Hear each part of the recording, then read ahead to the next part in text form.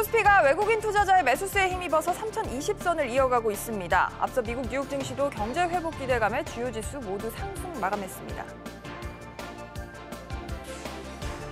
홍남기 경제부총리가 다음 주 초 강도 높은 공직자 부동산 투기 근절책을 발표할 계획이라고 밝혔습니다. 제2차 공공재개발 후보지와 제1차 도심개발 후보지 등 부동산 공급 후속 대책도 내놓을 전망입니다.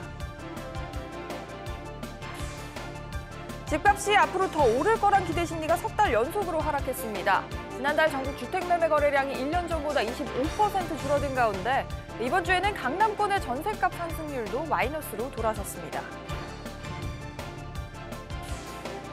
현행 수도권 2단계, 비수도권 1.5단계의 사회적 거리두기와 5인 이상 모임 금지 조치가 2주 더 연장됩니다.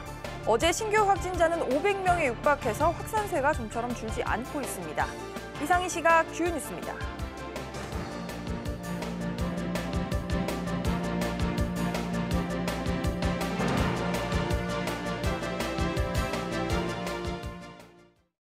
시청자 여러분 안녕하십니까? 금요일 백브리핑 시시각각 시작합니다. 첫 소식 금융시장 소식으로 전해드리겠습니다. 미국 증시 상승의 영향으로 오늘 오전에 코스피도 화색이 도는 모습입니다. 상승 출발하면서 좋은 흐름 보여주고 있는데요. 자세히 들어보겠습니다. 전서인 기자. 네, 전서인입니다. 오전 중에 장 흐름 어떻습니까? 네, 코스피는 외국인의 매수세에 3020선에서 움직이고 있습니다. 오전 11시 20분 기준 0.51% 오른 3024.74에 거래 중입니다. 외국인이 1,100억 원 넘게 사들이는 반면 개인은 900억 원, 기관은 200억 원 동반 매도세입니다. 종목별로는 디도스 공격으로 서비스 오류를 겪은 네이버는 내리고 있고요. 글로벌 차량용 반도체 부족 현상에 생산 차질 우려가 나온 현대차도 2%대 하락 중입니다. 반면 1분기 최대 영업이익 전망이 나온 LG화학은 1%대 오르고 있습니다. 코스닥은 장중 하락 반전하며 0.28% 내린 채 움직이고 있고요. 원달러 환율은 어제보다 45전 내린 1,132원 85전입니다. 앞서 마감한 뉴욕 증시 보면 장중에는 좀 흐름이 부진했는데 장막판에 또 상승 반전을 했어요. 네, 다우지수는 0.62% 상승했고 S&P 500 지수도 0.52% 올랐습니다. 나스닥 지수도 0.12% 소폭 오른 채 마감했는데요. 장 막판 조 바이든 대통령의 기자회견이 있었습니다. 바이든 대통령은 취임 100일이 될 때까지 백신 2억 도즈를 접종할 것이라며 당초 목표치의 2배를 제시했는데요. 이는 경기 회복 기대감을 키웠고 지난주 신규 실업수당 청구 건수도 팬데믹 이후 처음으로 70만 건 아래로 떨어지며 지수를 밀어 올렸습니다. 가장 크게 환영한 곳은 항공주였습니다. 보잉과 델타 항공은 3%대 반등했고 아메리칸 항공은 4%대 크게 올랐습니다. SBS 비즈 전서인입니다. 1년 후 집값 동향을 묻는 주택가격 전망지수가 석 달 연속으로 하락한 것으로 집계가 됐습니다. 집값이 오를 것으로 보는 사람이 점점 적어지고 있다라는 뜻인데요. 이런 가운데 실제 서울 아파트 전셋값 상승폭은 지난주보다 줄었고 특히 일부 지역의 상승률은 마이너스로 돌아섰습니다. 박연신 기자. 네, 박연신입니다. 주택가격 전망이 지금 벌써 석 달째 하향인데요. 이달에는 얼마나 떨어졌습니까? 네, 이달 주택가격 전망지수는 124로 지난달보다 5포인트 떨어졌습니다. 지난해 12월 132로 최고치를 찍은 뒤 올해 1월부터 석 달 연속 하락한 건데요. 이런 하락세는 1년 뒤 집값 상승에 대한 기대감이 주춤해졌다는 것을 의미합니다. 한국은행은 정부의 신규 공공택지 추진 계획 발표로 집값 상승 기대 심리가 약화했다고 말했습니다. 한편 지난달 주택 매매 거래량은 한 달 전보다 4%, 전년 같은 달보다 24.5% 줄었습니다. 반면 지난달 주택 전월세 거래량은 한 달 전보다 10.9% 증가했습니다. 집을 사기보단 임대를 선택했다는 사람이 늘었다는 뜻입니다. 그렇군요. 서울 아파트 전셋값 상황도 궁금합니다. 네, 이번 주 서울 아파트 전셋값 상승폭은 0.04%로 한 주 전 0.05%보다 0.01%포인트 감소했습니다. 서울 가운데서도 강남권 전셋값 상승률이 마이너스로 돌아섰는데요. 송파구는 상승률이 마이너스 0.01%로 지난 4월 첫째 주 이후 50주 만에 하락 전환했고 강남구 상승률도 마이너스 0.02%로 45주 만에 하락 전환했습니다. 한국부동산원 관계자는 그간 전셋값이 너무 급등했고 매물이 많이 쌓인 영향이라고 설명했습니다. SBS 비즈 박연신입니다. 이런 가운데 정부는 토지주택공사 LH 사태에도 불구하고 부동산 공급 대책을 차질 없이 진행을 하고 있습니다. 다음 주에 공공택지 후보지를 발표하고 제2의 LH 사태를 막기 위한 투기 근절책 역시 내놓을 계획입니다. 이 소식은 권세욱 기자가 보도합니다. 정부는 부동산 정책을 일관성 있게 추진한다는 방침입니다. 정책이 흔들려 시장 불확실성이 높아지면 안 된다는 판단입니다. 차질 없는 후속 대책을 통해 주택 공급 시기를 하루라도 단축시키겠다는 목표입니다. 다음 주에 5, 6 대책에 따른 제2차 공공재개발 후보지 선정 결과와 아울러 2사 주택공급 대책 관련 지자체 제한 부지를 대상으로 하는 제1차 도심사업 후보지를 발표할 이에 앞서 부동산 투기 근절책도 다음 주 초 발표합니다. 공무원과 공공기관 임직원들에게는 보다 엄한 기준과 책임이 부과됩니다. 전형적인 불법과 편법, 불공정 투기를 반드시 뿌리 뽑겠다는 각오를 보여줄 예정입니다. 공직자로 남아있으려면 보다 강한 기준과 책임, 제재를 감내해야 할 것이며 앞으로 공직자가 되고자 한다면 역시 이를 감내할 마음으로 공직사회에 발을 들여놓아야 할 것입니다. 정부는 부처 간 논의와 당정 협의 등을 거쳐 부동산 후속 대책을 최종 확정할 예정입니다. SBS 비즈 권석입니다. 국회가 어제 추가 경정 예산안을 처리하면서 정부가 4차 재난지원금 지급을 위한 절차에 착수를 했습니다. 재난지원금을 언제 얼마나 어떻게 받을 수 있는지 궁금하실 텐데요. 취재기자 연결해서 들어보겠습니다. 이한나 기자. 네, 이한나입니다. 우선 누가 대상입니까? 네, 소상공인 자영업자가 주요 대상입니다. 헬스장, 노래연습장, 유흥업소 등 11개 업종은 500만 원씩 받습니다. 학원, 또 스키장 등 겨울 스포츠 시설 등은 400만 원씩, 식당, 카페, 숙박업, PC방 등 10종에는 300만 원씩 지급됩니다. 신용등급 7등급 이하로 대출이 어려운 피해업종 소상공인에게는 1인당 최대 1,000만 원씩 총 1조 원이 대출되고 전기요금도 업종에 따라 일부 깎아주기로 했습니다. 법인 소속 전세버스 기사에게 1인당 70만 원도 지원하고요. 또 등록된 노점상에겐 50만 원을, 소규모 눈을 짓는 소농민들에게는 바우처 형태로 30만 원이 지원됩니다. 특히나 이번에 보면 코로나19가 장기화되면서 큰 타격을 또 입은 여행업계, 공연업계에 대한 지원이 커졌더라고요. 네, 여행사, 청년 수련시설 등에서 업종 평균 매출이 60% 이상 줄어든 분들에게 300만 원씩 지급하고요. 공연, 전시 등 업종에서 평균 매출이 40에서 60% 감소한 곳은 250만 원씩, 전세버스 등 평균 매출이 20에서 40% 감소한 사람들에겐 200만 원씩 지급합니다. 일반 업종 중 지난해 매출이 감소한 연매출 10억 원 이하 소상공인은 종전대로 100만 원씩 받습니다. 네, 가뭄 속에 좀 단비가 되기를 바라봅니다. 이 돈은 언제 어떻게 받을 수 있을까요? 네, 정부가 국세청 자료를 바탕으로 다음 주 월요일부터 대상 소상공인, 자영업자에게 재난지원금 대상이라는 알림 문자를 보냅니다. 받겠다고 답을 하면 이미 계좌 등이 등록된 분들은 곧바로 돈을 받을 수 있습니다. 이번부터 새롭게 받는 분들은 매출 감소가 확인된 뒤 다음 달 중순부터 지급이 시작됩니다. 한편 정부는 5월 말까지 소상공인 재난지원금의 80%까지 지급하겠다고 밝혔습니다. SBS 비즈 이한나입니다. 네, 오늘은 250곳이 넘는 기업들이 일제히 주총을 여는 슈퍼 주총데이, 그야말로 주총의 날입니다. 특히 삼촌과 조카의 경영권 분쟁이 발생한 금호석유화학 주주총회에 큰 관심이 쏠리고 있는데요. 금호석유화학 주주총회 장소에 나가 있는 취재기자 연결해서 들어보겠습니다. 김정현 기자. 네, 김정현입니다. 지금 주총이 시작됐습니까? 네, 현재 오전 11시가 넘었는데도 이 금호석유화학 주주총회는 서울 중구 본사에서 제대로 열리지 못하고 지연되고 있습니다. 당초 9시에 시작될 예정이었지만 이 양측 의결권 유효표를 검증하기 위한 검표가 지연되면서 2시간이 넘도록 지연되고 있는데요. 오늘 주총 현장에는 박철환 상무를 포함한 20여 명의 주주가 참석했고 박창구 회장 등 현 이사진들은 참석하지 않았습니다. 이 주총은 문동주 사장이 진행을 맡았습니다. 네, 오늘 이렇게 또 관심이 뜨거운 이유를 보면 오늘 주총에서 박창구 회장 또 박철환 상무, 삼촌과 조카가 경영권을 놓고 한판 승부가 또 예정이 돼 있죠. 네, 그렇습니다. 이 박 상무가 이사회 명단에 이름을 올릴 수 있는지 여부와 이 박 상무가 제안한 보통주 11,000원, 우선주 11,050원의 고배당 건 승인 여부가 최대 관심사입니다. 앞서 금호석유화학 지분 8.25%를 보유한 2대 주주 국민연금은 박창구 회장 등 이사회 안건에 찬성하고 박철환 상무 주주 제안에 반대 의사를 밝혔습니다. 다만 박철환 상무 이사 선임은 찬성했습니다. 박창구 회장이 또 경영 목표를 밝히기도 했죠. 어떤 내용이 담겼습니까? 네, 박창구 회장은 이 주주총회 인사말 자료에서 이 차세대 신사업 육성에 대규모 투자를 하겠다고 밝혔습니다.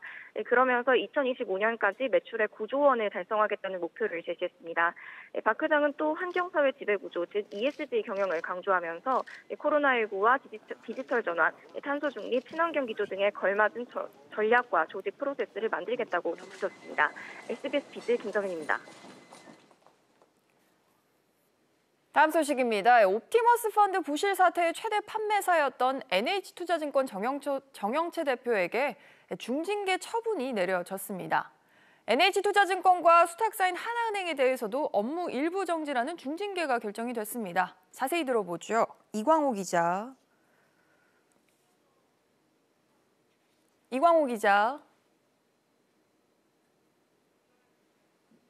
네, 저희가 지금 연결 상태가 좀 고르지 않아서요. 이광호 기자 연결이 됐습니까? 네, 이광호입니다. 네, 어제 밤늦게까지 3차 제재심의위원회가 열렸는데요. 갑론을박이 좀 그만큼 있었다는 뜻이겠죠.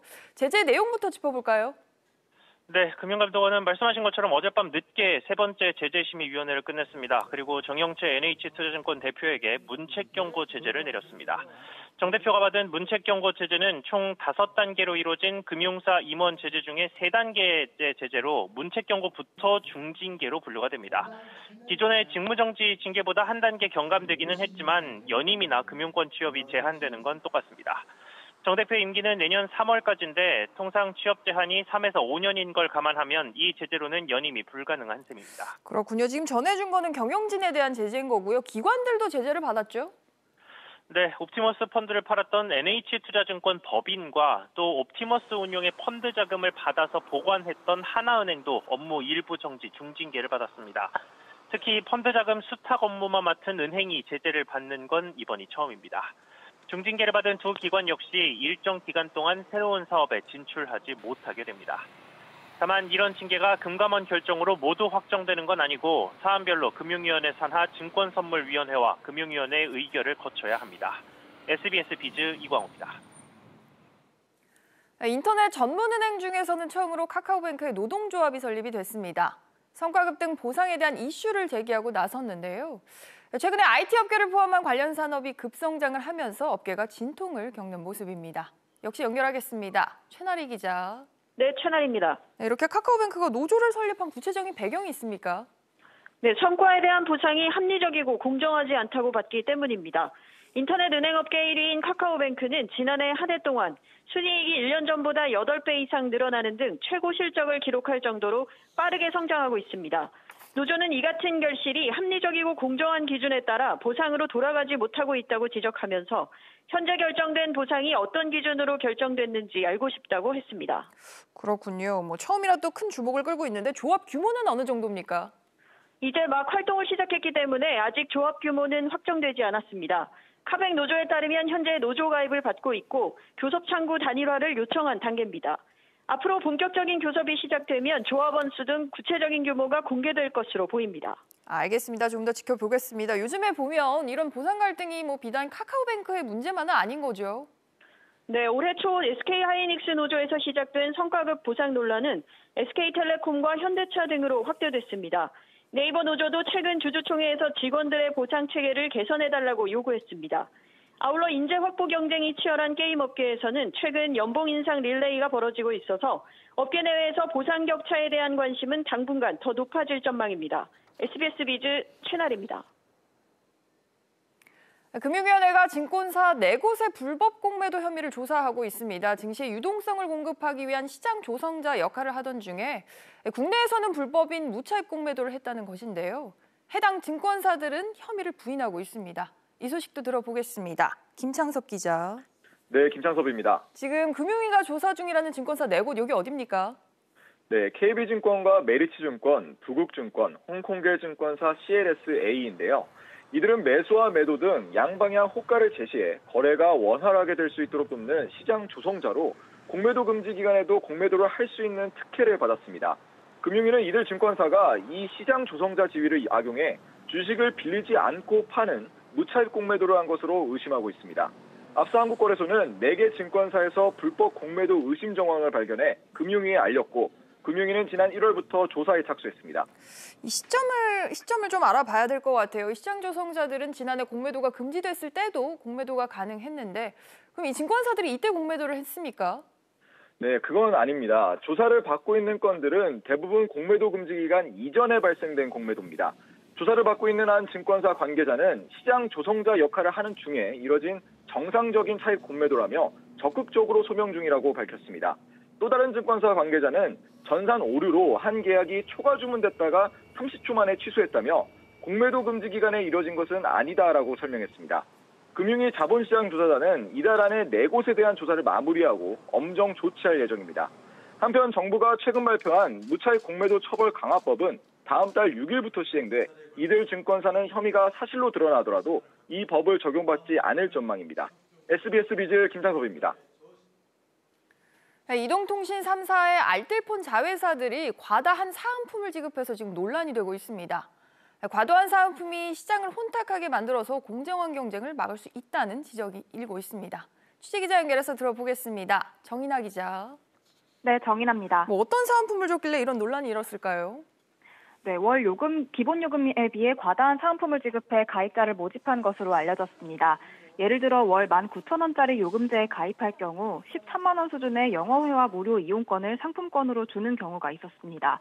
한국알뜰통신사업자협회는 이통 3사 알뜰폰 자회사들이 알뜰폰 요금제와 도매 가격 차이가 수익을 남기기 어려운 구조임에도 4만 원에서 5만 원 수준의 과도한 사은품을 제공하며 고객을 유치하려 한다고 밝혔습니다. 생각해보면 불공정한 게 중소 알뜰폰 업체들 같은 경우에는 이런 자금력을 좀 따라갈 수가 없지 않겠습니까? 네, 맞습니다. 이에 한국알뜰통신사업자협회는 지난 19일에 소속 사업자들에게 이 같은 마케팅을 중단해달라는 내용의 공문을 보내기도 했습니다. 중소 알뜰폰 업체들은 이통사 자회사들이 모회사로부터 사은품이나 광고비를 지원받고 있다고 보고 방송통신위원회에도 민원을 제기했는데요. 방통위는 중소업체들을 고사시킬 수 있다며 이통 3사와 알뜰폰 자회사들에게 유통성 관리 감독을 강화할 것을 당부했다고 밝혔습니다. 만일 사은품을 지급한 규모가 공시지원금의 15%를 넘으면 단말기 유통법을 위반한 것으로 판단돼 과징금 등의 처벌을 받을 수 있습니다. SBS 비즈 정인아입니다.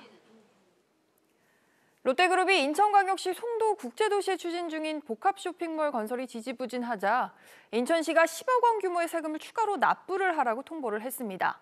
롯데그룹이 애초 2015년까지 쇼핑몰을 완공하기로 했는데 공사가 진행된 게 없다라고 판단했기 때문입니다. 자세히 들어보죠. 박규준 기자. 네, 박규준입니다. 우선 이 프로젝트가 어떤 사업일까요? 네, 롯데그룹이 인천 연수구 송도동 국제업무단지에 이 백화점, 호텔 등을 포함한 복합 쇼핑몰을 짓기로 한 사업인데요. 애초 착공은 2012년도, 완공은 2015년이 목표였습니다. 하지만 현재 롯데그룹은 2019년 7월에 오피스텔만 지어서 분양한 것 말고는 핵심 사업인 쇼핑몰 공사는 안 하고 있습니다. 그러니까 세금을 부과한 이유를 보면 쇼핑몰 공사를 안 하고 있다. 그래서 세금이 더 부과가 된 겁니까?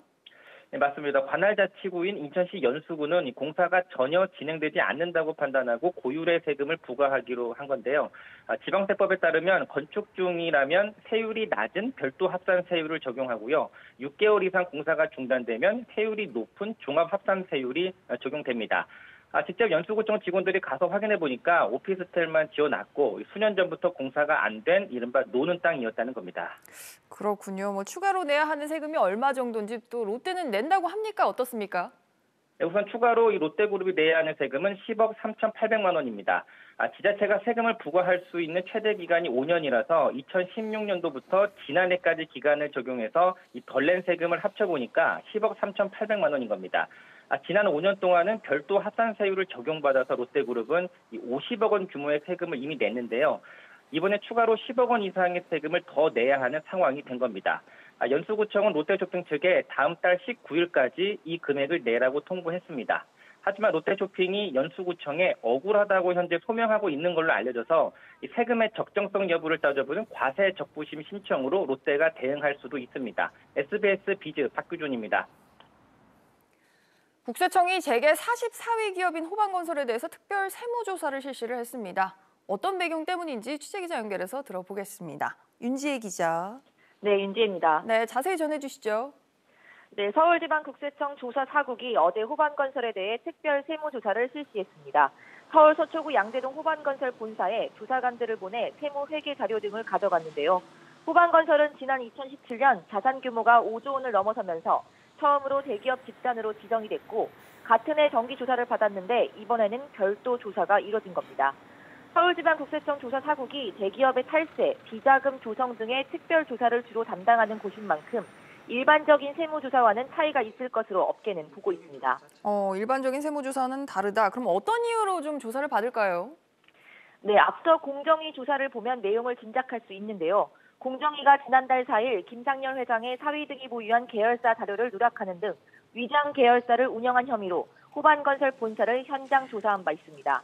사위인 국무 씨가 최대 주주로 있는 세기 상사 등 10여 개 계열사 자료를 제때 신고하지 않았다는 겁니다. 세기 상사는 서울 중구 대한극장을 운영하는 상장사입니다. 대기업 집단 지정 자료 제출 과정에서 허위 제출이나 누락이 있는 경우 공정위가 사안에 따라 고발 조치할 수 있습니다.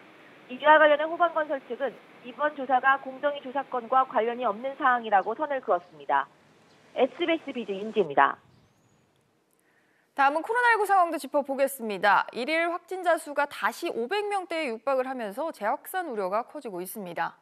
이에 따라서 사회적 거리 두기와 5인 이상 모임 금지 조치도 2주간 더 연장을 하기로 했습니다. 손석우 기자. 네, 손석우입니다. 어제도 보면 확진자 수가 좀처럼 줄어들지 않고 있습니다. 네, 하루 확진자 수치를 보면 한 달 넘게 300~400명대를 오르내리고 있는데요.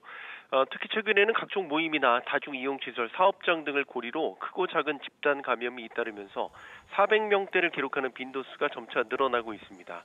오늘 자정 기준으로 신규 코로나 확진자 수는 494명으로 전날보다 60명이 늘면서 500명에 육박했습니다. 지난달 19일에 561명을 기록한 이후 35일 만에 최다 기록입니다. 감염 경로를 보면 지역 발생이 471명, 해외 유입이 23명이었는데요. 거리두기 단계 조정의 핵심 지표인 하루 평균 지역 발생 확진자는 414명으로 여전히 2.5단계 범위에 속해 있습니다. 그렇군요. 오늘 또 혹시나 거리두기가 완화될까 기대하신 분들도 많을 텐데 역시나 연장이 됐습니다. 네, 정세균 국무총리는 오늘 중앙재난안전대책본부 회의에서 여전히 300~400명대의 확진자 수가 이어지고 있다며 다음 주부터 2주 동안 현행 사회적 거리두기 단계 및 5인 이상 모임 금지 지침을 그대로 유지할 것이라고 밝혔습니다. 이에 따라서 수도권은 2단계, 지방은 1.5단계인 현행 사회적 거리두기 단계와 또 5인 이상 사적 모임 금지 조치는 다음 달 11일까지 연장됐습니다. 한편 정세균 국무총리와 권덕철 보건복지부 장관은 오늘 직역 보건소를 찾아 아스트라제네카 백신을 공개 접종합니다. 아스트라제네카 백신에 대한 안전성 논란과 불안감을 해소하려는 차원으로 보입니다. SBS 비즈 손석우입니다. 다음 소식입니다. 네이버에서 연이틀 서비스 장애가 발생을 했습니다. 특히나 이 디도스 공격도 있었던 것으로 파악이 되고 있습니다. 류선우 기자. 네, 류선우입니다. 네이버 연이은 서비스 장애가 있는데 어떻게 된 겁니까? 네, 지난 24일 오후 약 40여 분간 네이버 뉴스와 카페, 블로그 등 서비스에서 접속 장애가 발생했습니다. 다음 날인 어제 오후에는 네이버 기업용 클라우드 서비스에서도 약 1시간가량 콘솔 접속 장애가 있었습니다. 불편 겪으신 분들 있겠네요. 원인은 좀 파악이 됐습니까? 네, 첫날 서비스 장애에 대해서 네이버는 분산 서비스 거부, 디도스 공격이 들어와 이를 방어한 후 네트워크 장비를 다시 부팅하는 과정에서 서비스 접속 오류가 생겼다고 설명했습니다. 네이버는 어제 오후 과학기술정보통신부에 디도스 공격을 신고했습니다. 아직 누가 어떤 목적으로 디도스 공격을 했는지와 피해 발생 여부 등은 파악되지 않았습니다. 어제 오후 발생한 클라우드 서비스 오류는 디도스 공격과는 무관한 하드웨어 장애로 파악됐습니다. 이런 일 있으면 항상 가장 먼저 걱정되는 부분이기도 한데요. 이용자의 개인정보는 좀 안전합니까? 네, 우선 네이버 측은 서비스를 마비시키려는 공격만 있었고 개인정보 탈취를 위한 시도는 없었다고 밝혔습니다. 더욱 구체적인 피해 발생 여부나 공격 원인 등은 아직 조사 중에 있습니다. 네이버와 과기부, 한국인터넷진흥원은 오늘 오전 1차 실무회의를 열어서 실태를 파악하고 재발 방지책을 논의했습니다. 앞서 과기부는 망품질 유지 의무를 지도록 하는 넷플릭스법을 적용해 네이버의 상세한 정황 보고를 요구하기도 했습니다. 이번 사고에 네이버 측 과실이 있다면 시정 명령 등이 내려질 수 있습니다. SBS 비즈 류선우입니다. 다음은 유통업계 소식도 살펴보겠습니다. 제과기업인 오리온은 지난해 사상 최대 실적을 냈지만 신사업인 생수사업에서만큼은 지금까지 두각을 드러내지는 못했습니다. 하지만 올해부터는 리뉴얼 제품으로 국내의 시장을 적극 공략하겠다는 방침인데요. 이 소식도 취재기자 연결해서 들어보겠습니다. 장지영 기자. 네, 장지연입니다. 우선 지난해 오리온의 생수사업 실적부터 들어볼까요? 네, 지난해 오리온 제주 용암수는 매출 79억 원, 영업적자 45억 원을 기록했습니다. 지난해가 본격적으로 사업을 시작한 첫 해인 만큼 아직은 실적이 미미합니다. 다만 오리온이 생수 사업을 적극적으로 확대하기에는 다소 제한이 있는 상황인 것도 사실입니다. 국내 판매를 위한 제주 용암수 물량은 하루 평균 200톤으로 제한돼 있습니다. 해외 수출의 경우에는 제한이 없다는 점과 대조되는데 국내 시장에서의 입지를 기반으로 해외 시장을 공략한다는 일반적인 해외 진출 전략은 구사하기 어려운 상황입니다. 그런 상황이라서 이미지 변신에 나서고 있다 이런 얘기가 있는 걸까요? 네, 지난 2월 오리온은 제주 용암수 제품명을 닥터유 제주 용암수로 변경했습니다. 기존 생수보다는 건강한 브랜드 이미지를 강화한다는 방침입니다. 오리온 측은 닥터유 제주 용암수는 건강 브랜드 닥터유의 음료 라인업에서 가장 중요한 축을 담당하게 될 것이라고 밝혔습니다. 현재 닥터유 제주 용암수는 중국, 베트남, 러시아의 대도시에도 진출했습니다. SBS 비즈 장지연입니다. 삼성중공업이 파나마 지역 선주로부터 약 2조 8천억 원 규모의 컨테이너선 20척을 수주했다라고 오늘 밝혔습니다. 이로써 삼성중공업은 올 들어 모두 42척, 51억 달러를 수주하면서 올해 목표치의 65%를 달성했습니다. 한국조선해양도 아시아 소재 선사로부터 6,371억 원 규모의 초대형 컨테이너선 5척을 수주하면서 국내 조선업계가 연이은 수주 랠리를 계속하고 있습니다.